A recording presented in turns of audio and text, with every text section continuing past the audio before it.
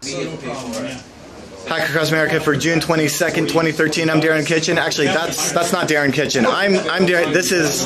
How are you? Hi. That's the wrong hand. Nice to meet you. You're now?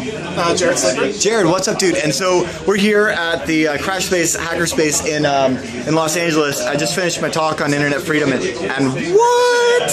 What am I looking at here? You're looking at the Wi-Fi compatible with a Ringco Magic MK802 Mark IV. It's the quad-core 1.8 with 2 gigabytes of RAM.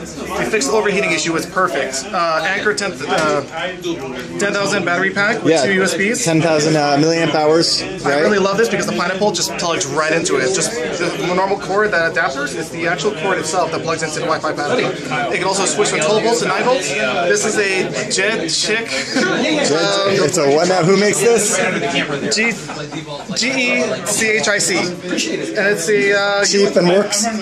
Exactly. It's a USB powered screen. That's amazing. It goes by no way. HDMI. Yeah. So that's not a tablet. This is right the here. actual monitor.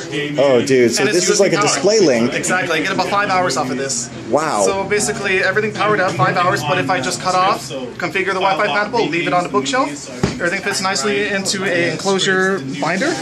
That is wicked. It's all perfect. So you're like, oh, I'm just doing my homework, and then, oh, I just got all your packets, and you can actually see it. And so what's the operating system that's running on your MK802 here? So basically, it's running Android right now, 4.1 right now, but I'm looking to get Ubuntu or some kind of distribution of Ubuntu onto it. That is pretty fantastic, dude. I love seeing this kind of setup.